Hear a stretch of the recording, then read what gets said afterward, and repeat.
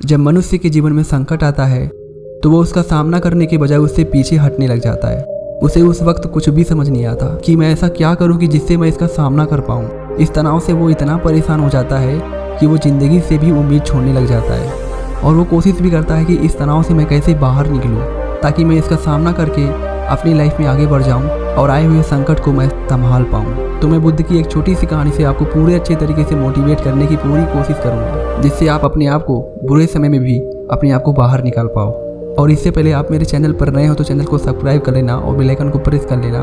तो चलिए कहानी को शुरू करते हैं। यह कहानी एक दिव्यांग राजा की है जिसके राज्य में कोई भी परेशानी या कोई भी समस्या नहीं थी।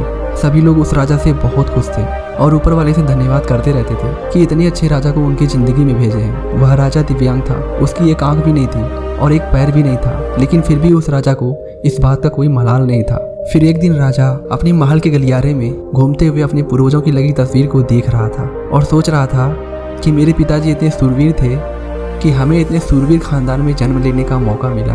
यह ऊपर वाले का धन्यवाद नहीं है तो और क्या है। राजा सभी चित्रों को देखते हुए आखिरी चित्र तक पहुंचा और फिर उस खाली वाली जगह को देखा तो वह चिंता में पड़ गया, क्योंकि उसे मालूम था कि अब यहाँ जो तस्वीर लगने वाली है वह उसी की लगने वाली है। लेकिन राजा को इस बात की चिंता नहीं थी कि वह भी एक दिन मर जाएगा।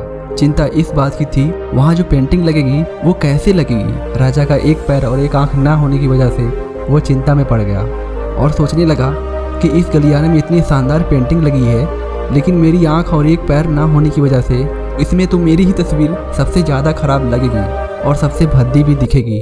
फिर राजा ने सोचा कि मेरे मरने के बाद पता नहीं कैसी पेंटिंग बनेगी और क्यों ना मैं ही अपने जीते जी एक शानदार पेंटिंग बनवाऊं ताकि ये देखकर मुझे सुकून मिल जाए कि मेरे यहाँ अच्छी पेंटिंग लगेगी। अब उस राज्य में ऐलान करवा दिया गया और सभी पेंटर्स को बुलाया गया और कहा गया कि जो भी पेंटर राजा का शानदार पेंटिंग बनाएगा उसे शानदार इनाम मिलेगा।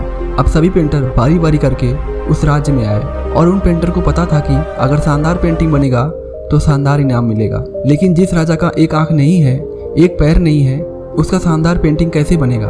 पेंटर सोच रहे थे कि इनाम का तो पता नहीं, लेकिन अगर शानदार पेंटिंग नहीं बनी और राजा गुस्सा हो गया तो सजा मिलेगी, ये तय है। इसीलिए बड़े बड़े चित्रकार भी आगे नहीं आए और पीछे हट लिए।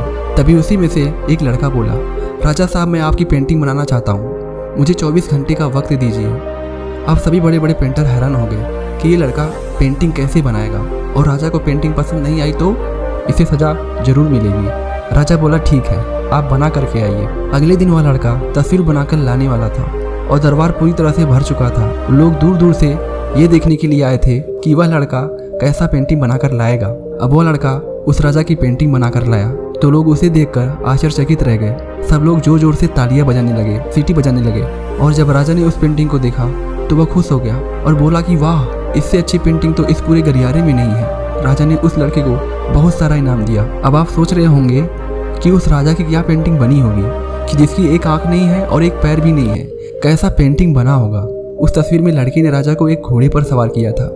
एक साइड से उस राजा का एक पैर दिख रहा था और राजा तीरंदाजी करते हुए निशाना लगा रहा था। निशाना लगाते वक्त एक आंख बंद हो जाती है और उस लड़के ने उस राजा की वही आंख बंद की थी जो राजा के पास नहीं थी। इस तरह से लड़के ने राजा को निशान लगाते हुए घोड़े के ऊपर सवार दिखाया, जिससे एक आंख बंद और एक ही पैर दिखाया और इतना शानदार पेंटिंग बनाया था कि वह अब तक की सबसे सर्वश्रेष्ठ पेंटिंग थी। उस लड़के के सामने भी चुनौती थी मरने और जीने की, लेकिन उसने सकारात्मक सोच का साथ नहीं छोड़ा। जिंदगी में आप भी जिस मुकाम पर हो, जिस भी संकट में फंस जाएं, जिस भी स्थिति में फंस जाएं, बस एक बात याद रखना, अपने सकारात्मक सोच का कभी साथ मत छोड़ना। आप भी उस संकट से बाहर निकल जाएंगे। कभी भी उम्मीद मत छोड़ो, क्योंकि जिसने उम्मीद का साथ छोड़ दिया तो फिर जिंदगी उसका साथ छोड़ देती है। हर पल सकारात्मक रहिए, खुश रहिए, ऊपर वाले के आशीर्वाद के साथ, अपने प्यार के साथ अपनी एक अच्छी जिंदगी बनाओ और मेहनत करके कुछ ऐसा करके दिखाओ कि दुनिया भी आपके जैसा ही करना चाहे। दोस्तों, उम्मीद है आपको ये वीडियो बहुत ही अच्छी लगी होगी, आपके लिए हेल्पफुल भी रही होगी। अगर वीडियो अच्छा लगा हो तो लाइक शेयर कर देना और चैनल को जरूर से जरूर सब्सक्राइब कर लेना।